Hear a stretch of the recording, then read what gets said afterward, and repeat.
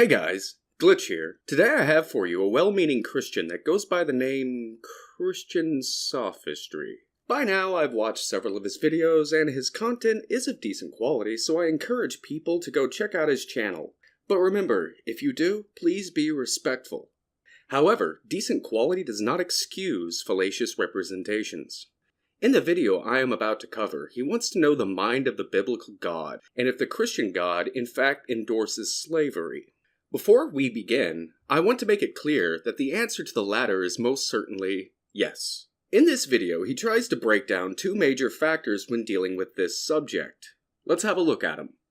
So there are two factors to remember when answering this question.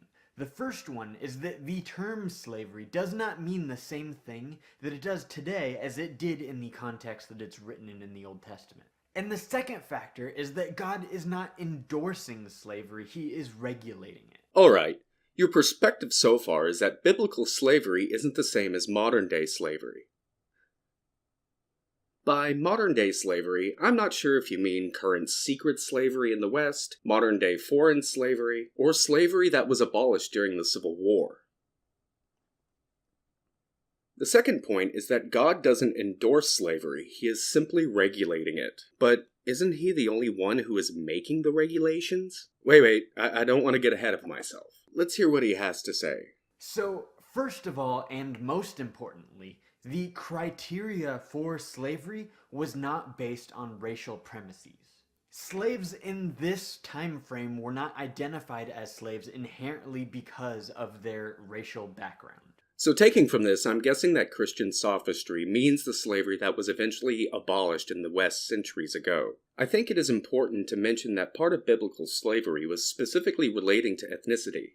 In fact, your ethnicity could determine what type of slave you became. But we'll be getting to that in just a moment. He goes on to call our society entitled, and makes excuses for the time about how slavery helped people survive as the breakdown of reason number 1. And while I agree that it could be argued that slavery could be able to be seen as a moral step up, what you're stepping up from is wholesale slaughter and genocide. However, these things are not representative of the Bible or its accounts. It is a description of the majority of societies at that time. As such, it is divorced from God, the subject of whose views Christian sophistry is attempting to explain. But it serves as a means of distraction even if that was not his intention. Now, slavery as we have seen it in the Western world deprives people of their humanity. But the Bible actually protects against those injustices that happen to people that are in this slavery system. Here is where we get to the meat of the argument, and it's the gateway to Christian sophistry's incorrect stance. So let's allow him to give us a few examples as to why his position is correct. For example, in Exodus 21, it regulates the fact that masters can only hold their slaves for a maximum of 6 years unless he or she chooses to stay longer. Is that really all you read? Or should I ask, is that really all you're going to say about Exodus 21? Exodus 21 has much more to say about slaves than just simply that. This leads me to think that you are being disingenuous, because the part of which you are referencing, Exodus 21:2, is actually a lot more complex than that. And if you had read it, I think you would understand that. Exodus, chapter 21, verse 2. If thou buy a Hebrew servant, 6 years he shall serve, and in the 7th he shall go out free for nothing. Firstly, the text states that it only applies to Hebrew slaves, a clear ethnic label. It says that while a man might enter as a slave with a wife, that wife is freed alongside him in the 7th year. I suppose that is nice, but then it says that if the master gives him a wife, when he is set free, said wife and any children are not to be set free alongside him. Exodus 21, 3-6. If he came in by himself, he shall go out by himself. If he were married, then his wife shall go out with him. If his master have given him a wife, and she have borne him son or daughters, the wife and her children shall be her master's, and he shall go out by himself. And if the servant shall plainly say, I love my master, my wife, and my children, I will not go out free, Then the master shall bring him unto the judges. He shall also bring him to the door, or unto the doorpost, and his master shall bore his ear through with an awl, and he shall serve him forever. So we can use familial blackmail to entrap the male Hebrew slave to serve for longer. How much longer? Another 6 years? No, it's for life. And I know what you're thinking. Why did you only say male Hebrew slaves? Because right after that part, the one that you were referencing, you know, the part about them serving longer, aka forever. Starting in Exodus 21:7, there is a completely different set of rules for women. Exodus 21:7-11. And if a man sell his daughter to be a maidservant, she shall not go out as the men servants do. If she please not her master, who hath betrothed her to himself, then shall he let her be redeemed. To sell her unto a strange nation he shall have no power, seeing he hath dealt deceitfully with her. And if he have betrothed her unto his son, he shall deal with her after the manner of daughters. If he take him another wife, her food, her raiment, and her duty of marriage shall he not diminish. And if he do not these three unto her, then she shall go out free, without money. So if he marries her to his son, she becomes his daughter and therefore she has to be treated like a daughter. If she doesn't please him in the bed, he isn't allowed to sell her because now she's damaged goods. And if he does decide to keep her but marries another woman, he is not allowed to play favorites. Otherwise, she gets to go free without any money to her name. So even if she was set loose, she is now an undesirable and would inevitably wind up as a beggar or some other burden on society or on her family, even if they accept her back. Also, slaves were not obligated to stay with the master that abused them physically. In Leviticus 25, it demonstrates that slaves are to be treated as hired workers and not as property. Exodus 21, verse 26-27, that only applies if the master takes out an eye or a tooth while beating them. Exodus 21, verses 26-27. And if a man smite the eye of his servant, or the eye of his maid, that it perish, he shall let him go free for his eye's sake. And if he smite out his manservant's tooth, or his maidservant's tooth, he shall let him go free for his tooth's sake. They are able to be set free because of the eye or the tooth, because before that, in Exodus 21, verses 20-21, it states that you can beat your female and male servants. Exodus 21, verses 20 and 21. And if a man smite his servant or his maid with a rod, and he die under his hand, he shall be surely punished. Notwithstanding, if he continue a day or two, he shall not be punished, for he is his property. If you beat him to death, you get punished. It doesn't say what kind of punishment, but after the beatings, if the slave is still alive, he won't be punished, because the slave is the master's personal possession. In addition, Leviticus chapter 25, verse 39-46 expands on this separation between Hebrew and non-Hebrew slaves. Leviticus 25, verses 39-46. And if one of your brethren who dwells by you becomes poor, and sells himself to you, you shall not compel him to serve as a slave.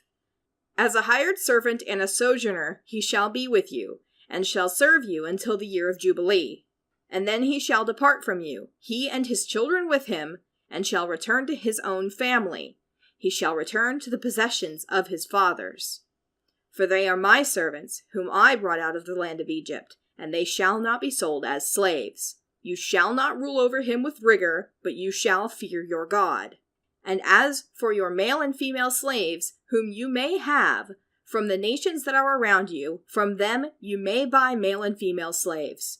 Moreover, you may buy the children of the strangers who dwell among you, and their families who are with you, which they beget in your land, and they shall become your property. And you may take them as an inheritance for your children after you, to inherit them as a possession. They shall be your permanent slaves. But regarding your brethren, the children of Israel, you shall not rule over one another with rigor. So you can see, between Hebrew and non-Hebrew slaves, the latter becomes your property as stated in Leviticus 25. Not only that, but they can be passed down to your children as their own property. However, this does not apply to your Hebrew brethren when taken as servants. God himself states that you cannot keep your Hebrew brethren as slaves but as indentured servants, while those who are not Hebrew, who are from neighboring countries, or who are immigrants in your own country, are free to be bought, sold, and passed down to your children in the same manner as a goat or a Sega Dreamcast. How is this some form of enlightened slavery? Is it because of a lack of resources that God's regulations say this is permitted? Because it sounds a lot like good old-fashioned triangle trade slavery to me, but with a special exception for ancient Hebrews. Please note that I really only had to use the chapters that you specifically used from the Bible in order to show that your position is incorrect. This is why I think you might be a Poe. Could you please explain to me why you would cite the chapter, not the verses, of Exodus 21 and Leviticus 25 in such a vague and demonstrably false way? Or is it possible that you did not know their actual context? Did you not read the chapters before you decided to use them? The chapters you have used clearly show that your perspective is incorrect. Or did you get the idea from some other source? Either way, if Christian Sophistry does see this, I hope he can give me an explanation as to why he would present these chapters in such a fallacious way. And even though the slavery that God is permitting here is not anything close to the slavery that we see in our recent history, the automatic follow-up question that I think we all find ourselves asking is, why doesn't God just abolish it altogether if it is in fact not good? Well, my answer to that would be, because he doesn't exist and couldn't abolish putting mayonnaise on Hot Pockets, much less anything like slavery. But I'm curious for your own answer. Let me play the entire statement. And even though the slavery that God is permitting here is not anything close to the slavery that we see in our recent history, the automatic follow-up question that I think we all find ourselves asking is, why doesn't God just abolish it altogether if it is in fact not good?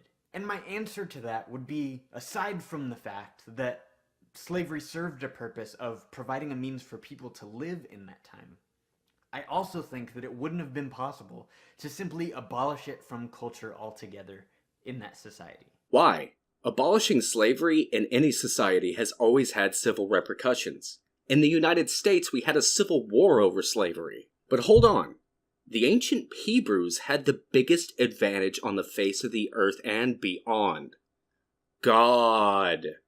The guy who created the universe commands armies of humans and angels to do his bidding, who apparently cheats at wrestling and did the whole plague thing. He's God. He's not a politician. Why would he care about a social disruption? Why would he allow a social disruption to even take place? Or is that something that is out of his power?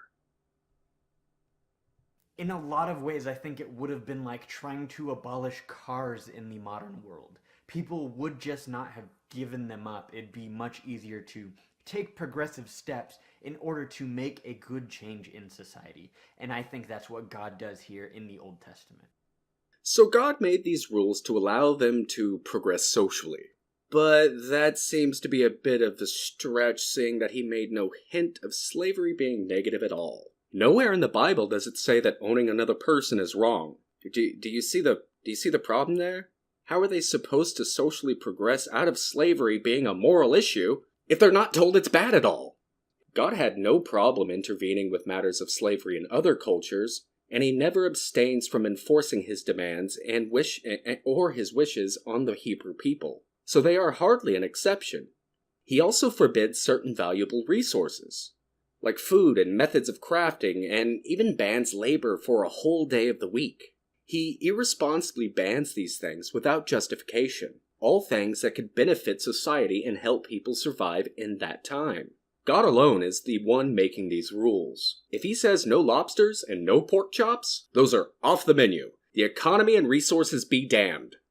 In the Bible, if Yahweh wanted to change something in those societies, he not only demands them, but brings forth change by force and manipulation. He does so throughout the Old Testament. He has never had a problem with changing the way things work in massive populations before. Why is it in the case of slavery he would be so different? So that's enough questions. I guess it's time for my answer. In my opinion, how does God feel about slavery?